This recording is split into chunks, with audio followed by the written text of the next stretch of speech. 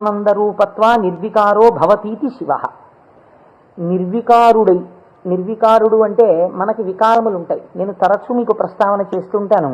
ఈ జగత్తులో ఉన్నటువంటి సమస్త ప్రాణులకు, సమస్త జీవులకు 6 వికారములు ఉంటాయి. ఇవి షడ్వికారములు అంటారు. కాలములో ఏదైనా వచ్చిందనుకోండి, దానికి పుట్టినటువంటి తేదీ అని ఒకటి ఉంటుంది. పుట్టిన తేదీ అన్నది పడినది అంటే మీరు ఒకటి గుర్తుపెట్టుకోవాలి, అది షడ్వికారములకు లోనైపోతుంది. ఈ భావన మీ మనస్సులో బాగా రూఢమైందనుకోండి, బాగా పూనుకుందనుకోండి, అసలు సగానికి సగం లోకం పట్ల ఉండేటటువంటి తాదాత్మ్యత తగ్గిపోతుంది. ఇది కేవలం వినడానికి విన్నారనుకోండి, దీని వలన వచ్చేటటువంటి ప్రయోజనం తక్కువగా ఉంటుంది. ఇది బాగా లోపల జీర్ణమైందనుకోండి, మీకు అనేక విషయాలు అర్థం అవుతాయి. మీరు ఒక్కసారి గమనించండి, షడ్వికారములలో ఇక పూర్వం మీరు ఆ వస్తువుని చూడలేదు, కానీ ఆ వస్తువు, ఆ ప్రాణి, ఆ జీవుడు ఒకానొక కాలమునందు ఈ లోకములో పుట్టింది. కాబట్టి ఇప్పుడు దానికి జన్మము అన్న తేదీ ఒకటి వచ్చింది కాలంలో. సరే, కాలం అన్నది యథార్థమా అంటే బీజస్యాంతరివంకురో జగదిదం ప్రాంగ్ నిర్వికల్పం పునః మాయా కల్పిత దేశకాల కలనా వైచిత్ర చిత్రీకృతం అన్నారు శంకరాచార్యులు వారు. ఆ తత్వ పరిశీలనాన్ని పక్కన పెడితే ఒక జన్మ తేదీ ఉంది. ఈ జన్మ తేదీలో ఒక ప్రాణి కనపడగానే శాస్త్రం అంది 6 విషయాలు గుర్తుపెట్టుకో. ఇక పూర్వము లేనిది పుట్టినది. పుట్టినది మీరేమనాలి? ఎవరో పిల్లాడు పుట్టాడు, వాడు ఏడుస్తున్నాడు, పిల్లాడు ఉన్నాడండి. పుట్టిన పిల్లాడు ఏడవలేదు. అయ్యో ఏమిటి పిల్లాడు ఏడవట్లేదు అని కదిపి చూశారు.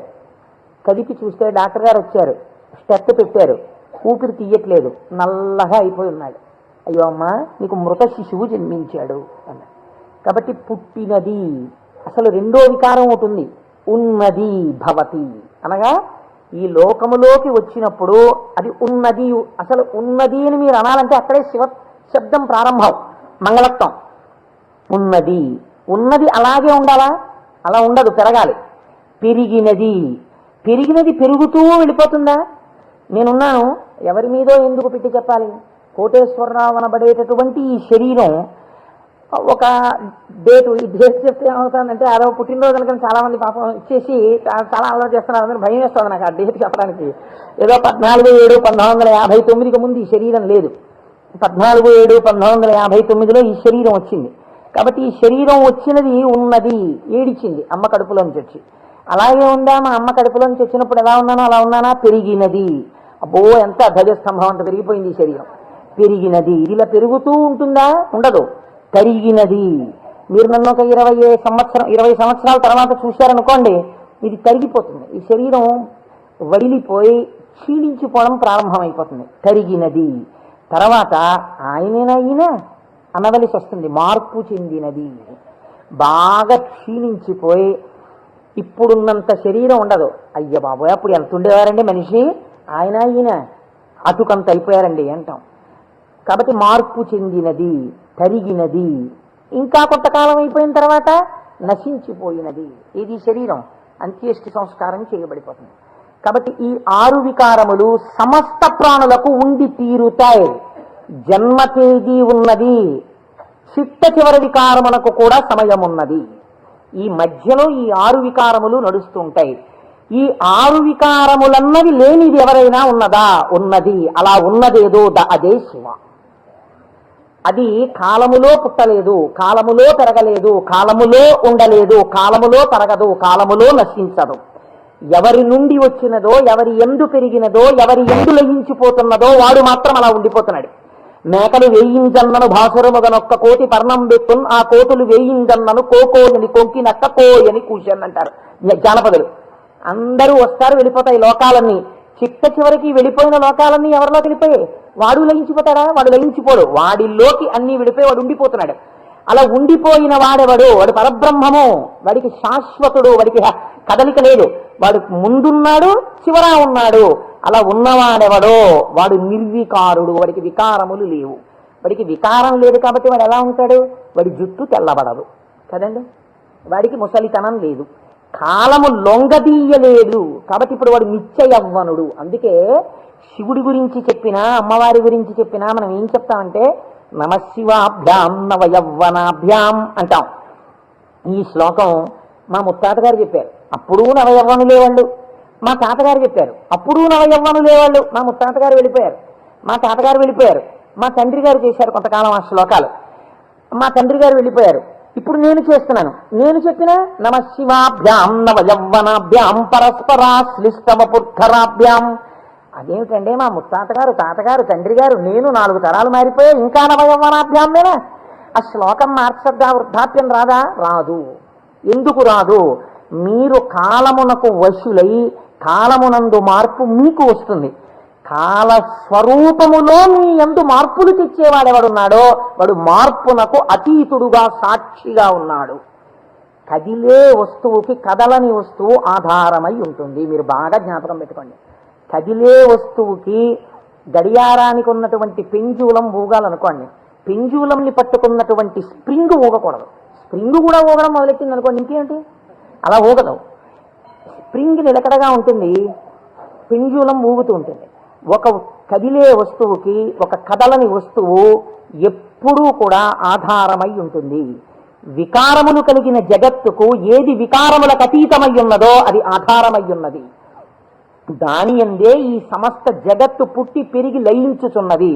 అటువంటిదేదో అది వికారాతీత స్థితి కలిగినటువంటి పరబ్రహ్మము. దానిని నువ్వు ఒక నామవాచకంతో పిలవాలనుకుంటే శివ అని పిలవవచ్చు. కాబట్టి ఇప్పుడు శివశబ్దం ఎవరిని చెప్తోంది?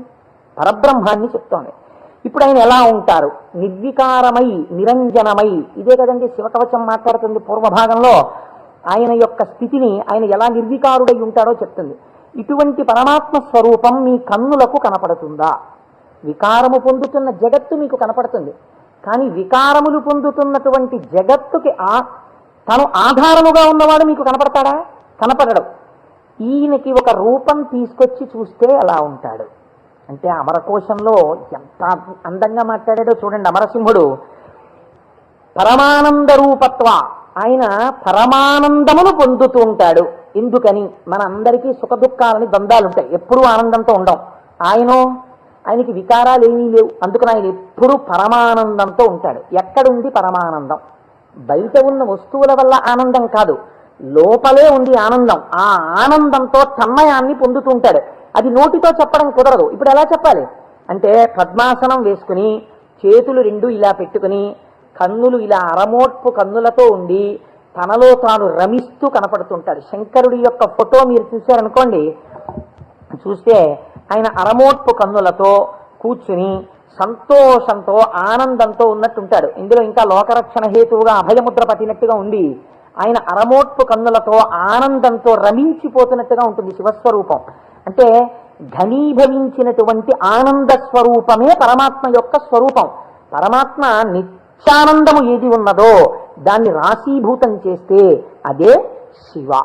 కాబట్టి ఇప్పుడు పరమాత్మ యొక్క స్వరూపమేమి? ఆనంద ఘనమే పరమాత్మ. కాబట్టి ఇప్పుడు ఆయన అన్ని వికారములకు అతీతుడై తనలో తాను రమించిపోతూ ఆనందపడిపోతూ ఉండేవాడెవరో. కదలిక ఉండదు ఇంకా మనస్సులో, అన్ని అరికట్టి లోపల ఉన్నటువంటి ఆనందంతో తాను కలిసిపోయి తానే చిదానంద రూపుడై ఉంటాడు. దీనికి మీకు పోలిక చెప్పాలంటే ఒక్కటి కుదురుతుంది.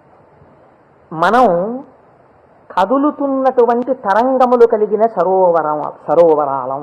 మీరు చూడండి, అందుకే నిద్ర లేవగానే ఏది ప్రారంభం అవుతుంది పనిచేయి మీకు ప్రారంభంలో.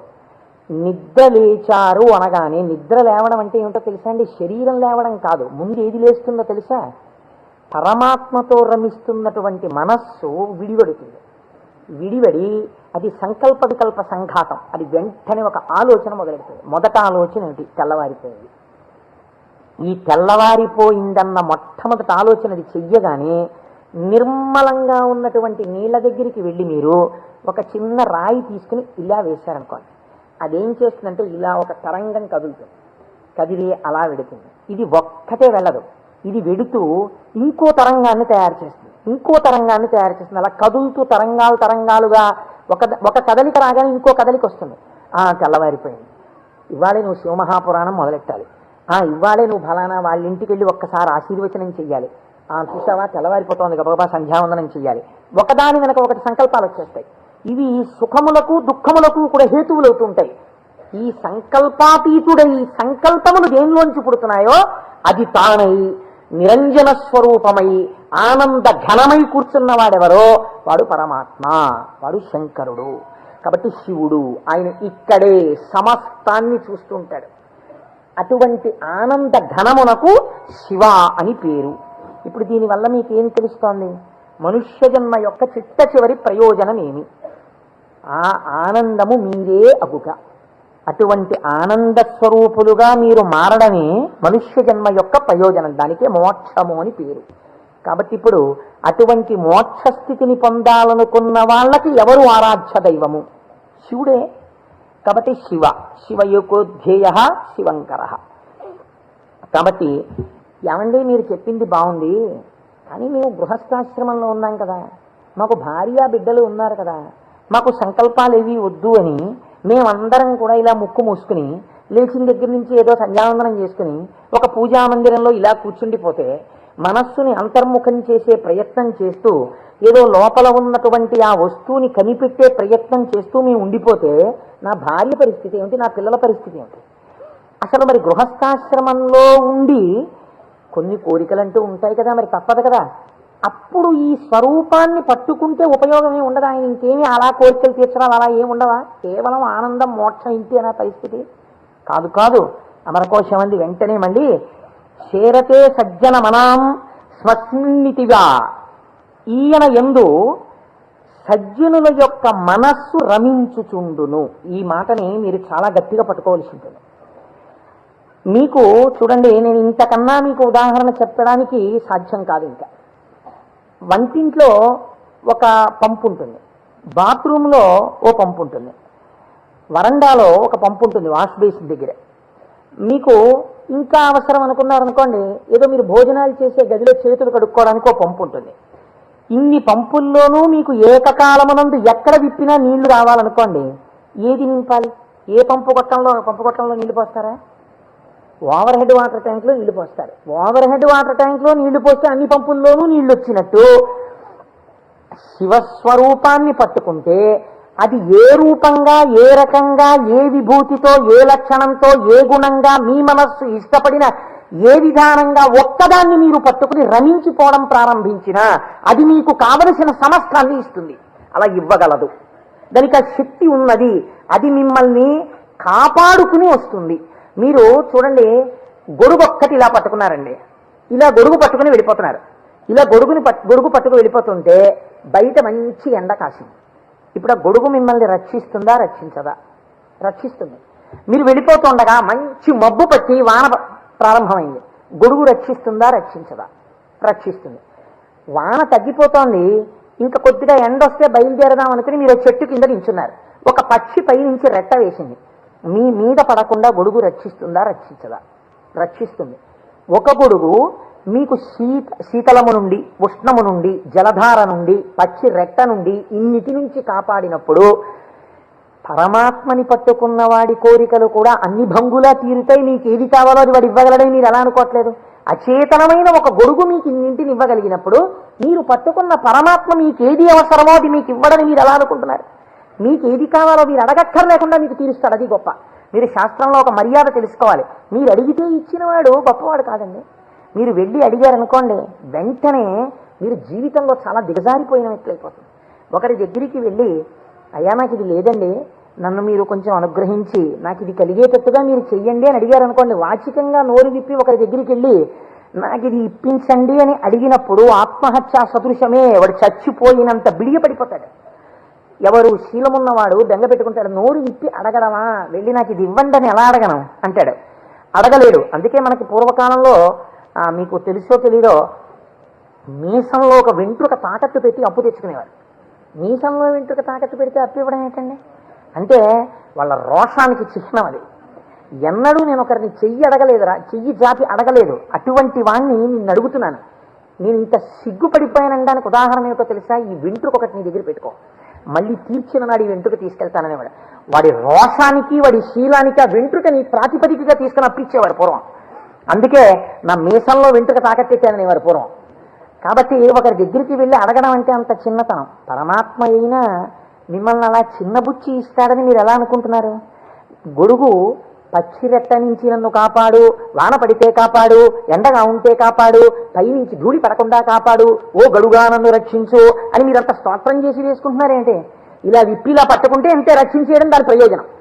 అలా మీరు శివస్వరూపాన్ని పట్టుకుంటే, ఎలా పట్టుకున్నా సరే, అంటే ఎలా పట్టుకోవాలంటే అభిషేకాలు చేయాలా, పూజలు చేయాలా, లేకపోతే దాని స్వరూపం బాగా తెలుసుకోవాలా, అర్థం అవ్వాలా? కాదు.